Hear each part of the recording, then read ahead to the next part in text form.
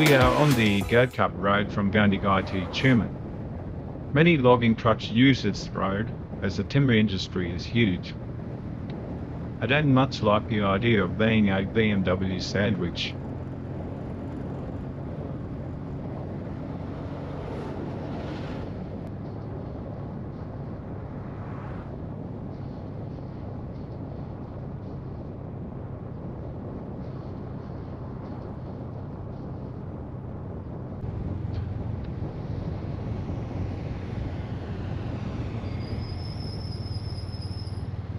They're coming up to my home for the next 2 days.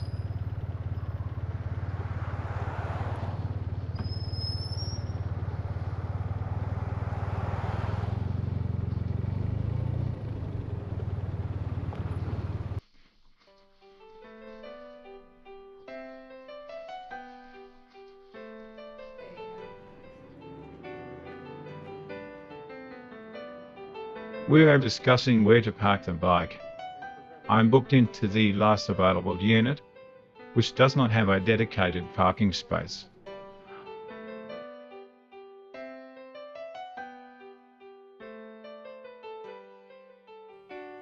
The Thomas Boyd Trackhead, one of the access points to the trail. The trail runs for about 400 kilometres from Yass through to Albury. It has quite a lot of these points where you can access by vehicle. And this is the entrance here. Camping is, you have to book and pay a fee. There's the Iron Horse there. There's parking. I'm going to just walk down the track a little bit.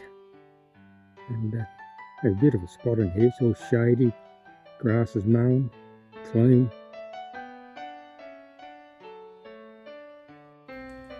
This is swing bridge number 1. It is 46 metres long and it is one of 3 swing bridges on this section of track. The sign there says that it's 28.2 kilometres to Blowering Dam campsite. I think it is a little less, maybe 26 kilometres, as there has been a shortcut made at the other end. Bit of wombat dung there, don't trip over it. That's uphill.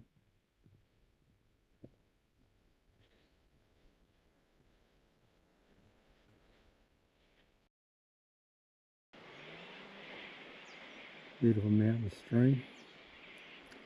This river actually flows into the Tumut River, just a little way down there.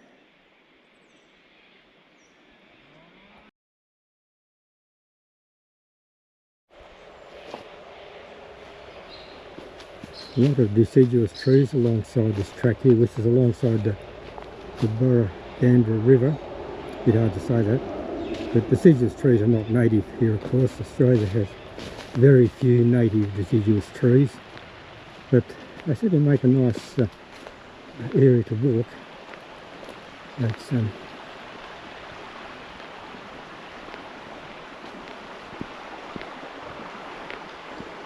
a summer's day, that water down there looked very inviting.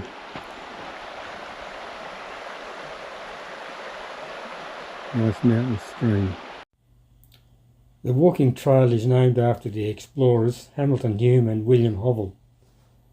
Governor Brisbane was anxious at the time to expand the boundaries of the colony and to investigate the country between Lake George and Western Port Bay on the southern coast of Australia. We must remember that the colony of New South Wales at that time was only about 35 years old, having been created in 1788. It's surprising how quickly the colony expanded. We must bear in mind that the Blue Mountains had only been crossed in 1813 by Wentworth, Blaxland and Lawson. In only 11 years, Bathurstown had been founded and settlement had extended to the Lake George area near Canberra.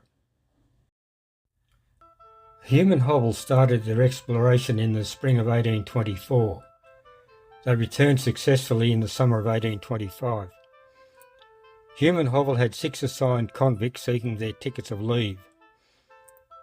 The trail follows their travels as near as is practical. The major trackheads are named after the convicts, hence the Thomas Boyd Trackhead. Another major trackhead is the Henry Angel trackhead near Tumbarumba. Hume and Hovell were the first white men to sight the Australian Alps on this exploration.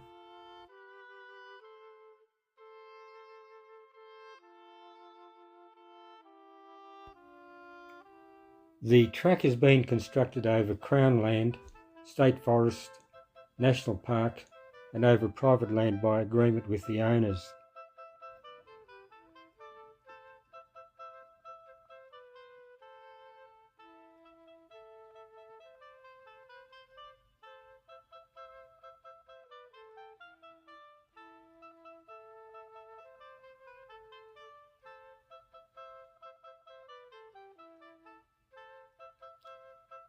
That's a wombat burrow. You can tell by the size of the hole. Terminal, you can occasionally see them during the day. They are territorial to a degree, and often they'll have 2 or 3 burrows, and where their territories overlap, they'll burrow. They're an extremely stocky animal. They're all bone and muscle, and you never want to hit one with your motor vehicle. They can do a lot of damage.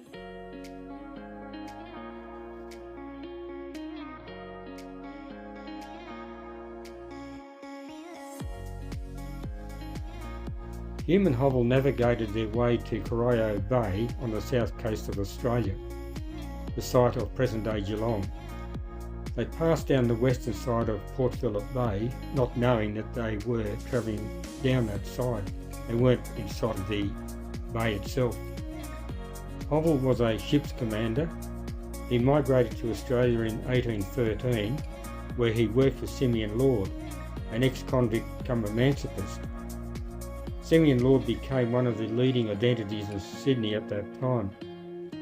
Hume was Australian born in 1797 and farmed near Appin, close to Sydney. He later acquired more land out around Yass.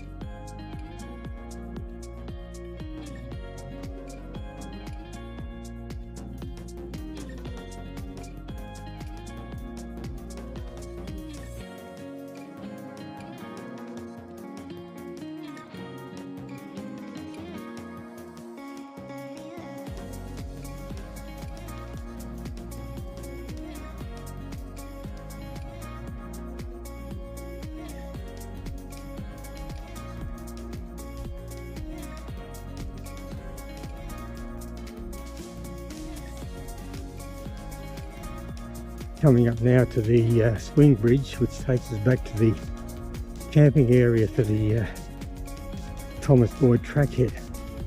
It's really nice in here. Neatly mown lawns and toilets, etc. all here.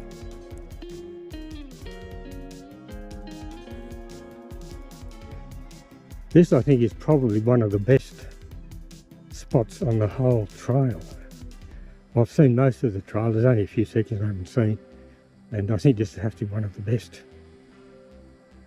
Plenty of shade trees for the summertime.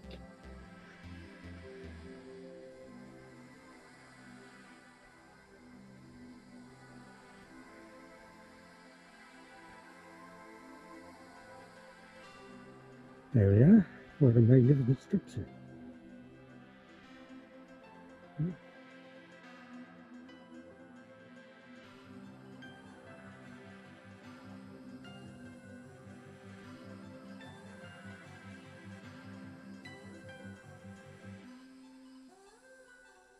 The track varies quite a lot depending where you are. At the moment we're here on an access road, so one thing good about this kind of track is that it makes it easy to see any snakes, because the brown snake is a highly dangerous snake, one of the most dangerous snakes in the world. So you never want to get bitten by one of them when you're out here in the bush on your own. But that's quite nice along here. Shady. Things have been very dry. I was talking to a farmer a little while ago, and often he said things have been very dry around this time of year, which is sort of early autumn. It can be quite green, but certainly not at the moment. We've now moved into a little bit of enclosed track here. It looks running like an old contour bank. Contour banks like this have been associated with gold mining in the past, but I don't know what this one was used for. Anyway, Nice little shady spot on what is a fairly hot day.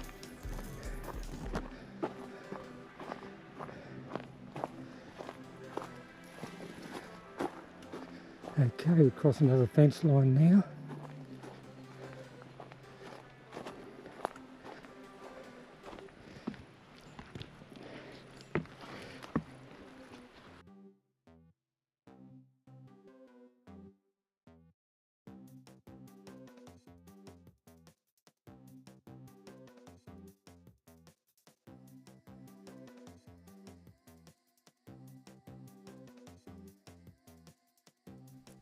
More natural, I suppose. Only trouble is a bit harder to see the snakes, if you see any.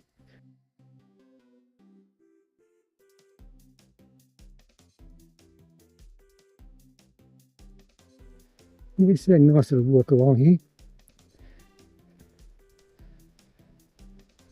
We're actually on the track from Thomas Boyd track head to Blowering Dam campsite.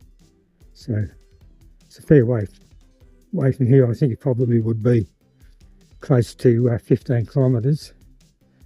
But I won't be going all that way on this particular trip here because I'm going to be coming back this way soon, in an hour or so's time. So might be some gear here.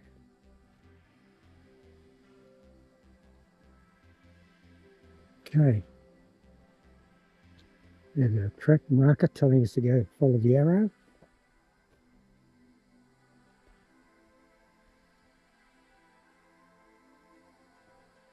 Nice spot to have some lunch through them. I'm not too sure what creek this is, but it's a nice clean looking creek. Just looking up.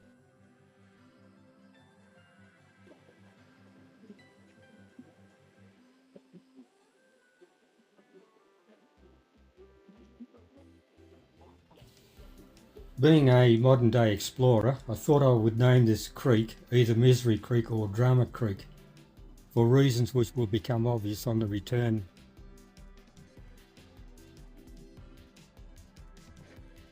I'm on a very strenuous climb out of that valley and creek where I had lunch. It's quite hot too up there on the side of the mountain, but we're getting there. It's good exercise, that's for sure. But so we're sort of tracking through native forest at the moment,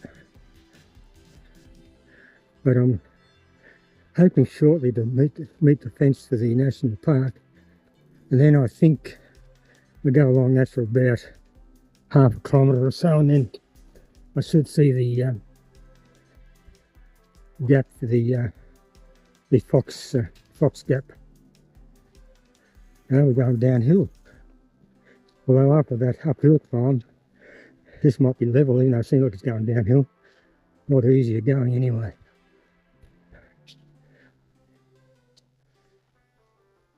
We're walking along this fence line, which is private property, and we have the markers every so often. I can see another 1, 2 in the distance after this one. So we follow them.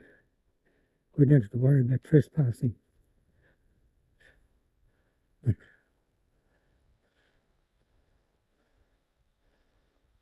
Sort of in the mountains now, and we were in the national park. We've come out of the national park now. And here I am, caught out in a heavy thunderstorm. No shelter anywhere, so I'm getting soaking wet. And maybe you can see there how heavy the rain is. Anyway, it's all life, isn't it? Good fun.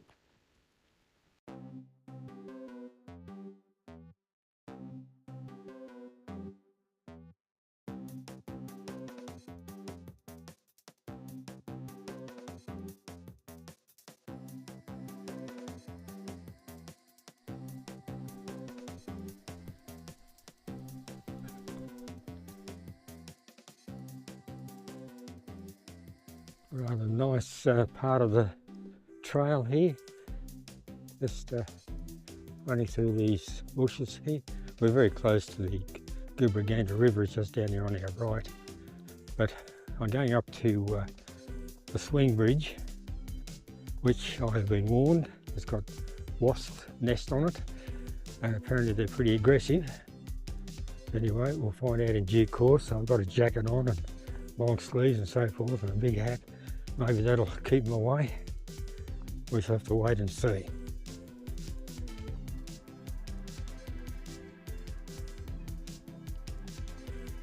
Here's our marker telling us where to go. So come down here.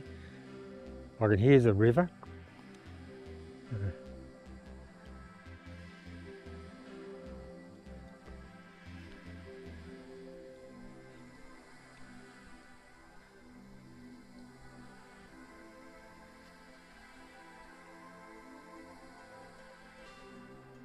Okay. Caution on this crossing. One person, children must be supervised. Does one adult and one child constitute one person? I don't know. Anyway, we'll go up here and have a look. I haven't seen any sign of those wasps, but she's a very flexy thing, that's for sure. Oh, that come adrift there. That broke. Oh. Anyway, we'll keep going. But she's a bit of a scary bit of gear, this.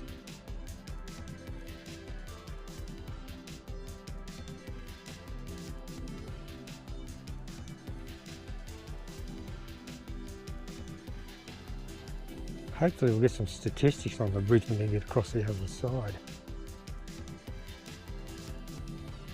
You sort of see 4 wire ropes is what you're walking on, and there's 2 wire ropes for handrails. Gee, she sways pretty well.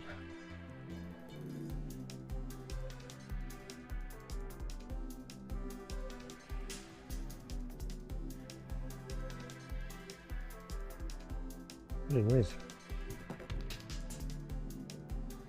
certainly no sign of those wasps yet.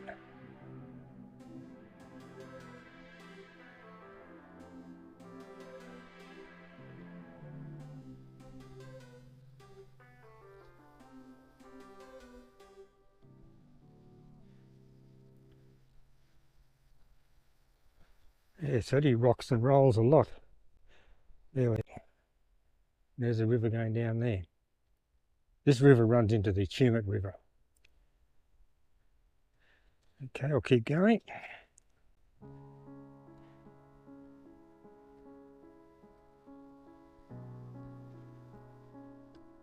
You get such a rock up. I think it's one of the things you don't want to do all the time. I think you'd get a little bit wary of it all.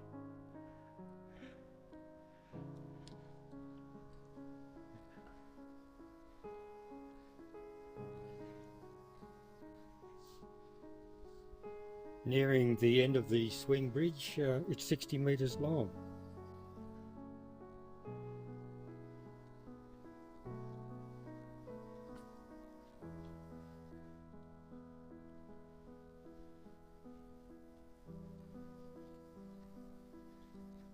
Okay, just about on terra firma.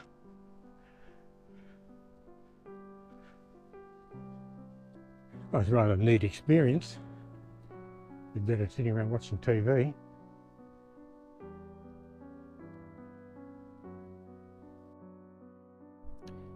Well, here I am out in the middle of nowhere.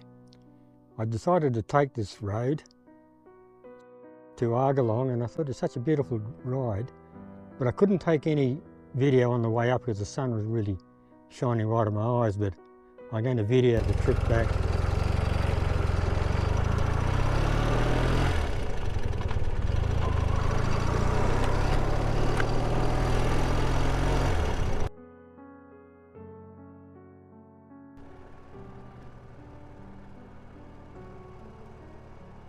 We are amongst the pine plantations.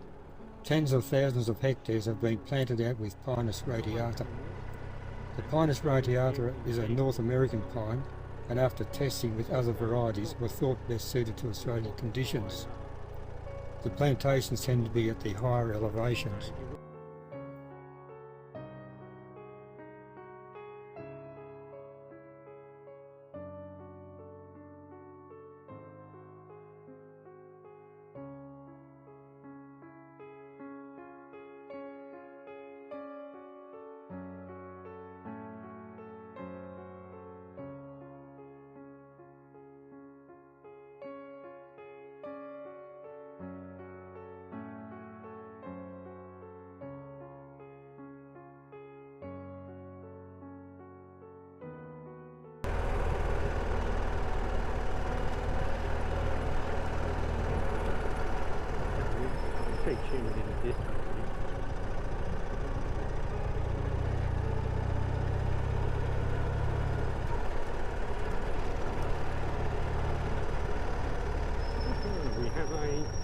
echidna. There we go, look at that. Hello fella, I'm not going to hurt you mate. Hey. What they do as a defensive measure, they'll dig themselves into the ground, but he's not doing anything. Look at that. Hey fella. You're likely to come across them anywhere, even in urban areas. You'll see them. They're sort of close to the ground, they're camouflaged a bit. They're not necessarily easy to see. The echidna, he eats ants. And as I say, you come.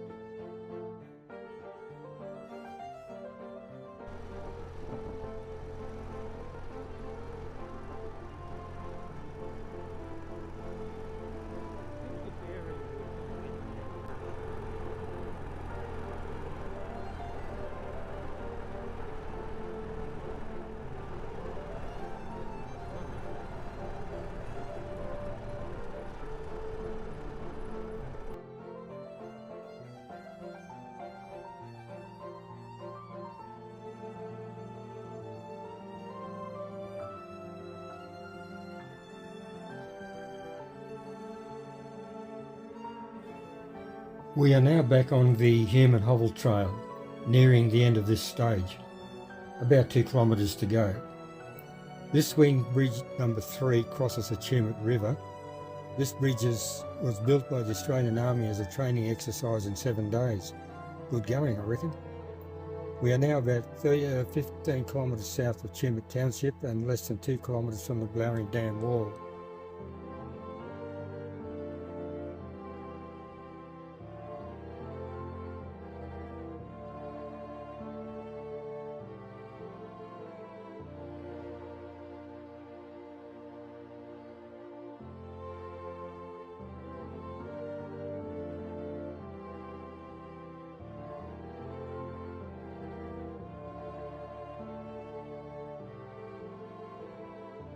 We're walking back towards the dam now, and the trail follows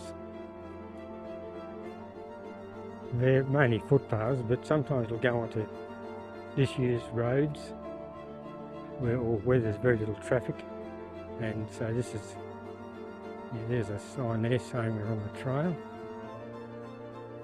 but very little traffic along here nowadays. Beware of vehicles. Oh yeah.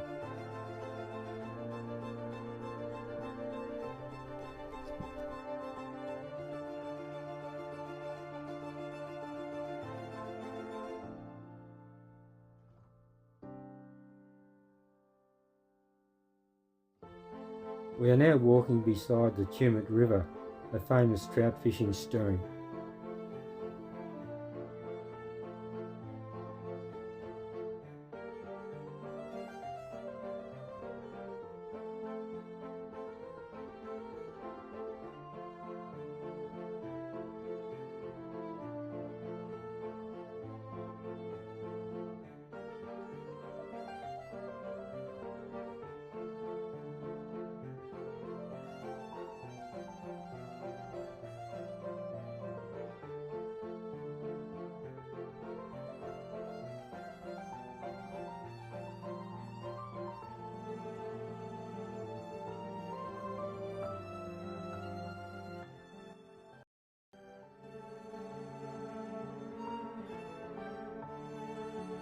We are still on the Hume and Hovell Walking Track, and about to reach the top of the Blowering Dam wall. The track continues south towards the Henry Angel trackhead at the back of Tumbarumba. The track follows the western perimeter of the Blowering Dam.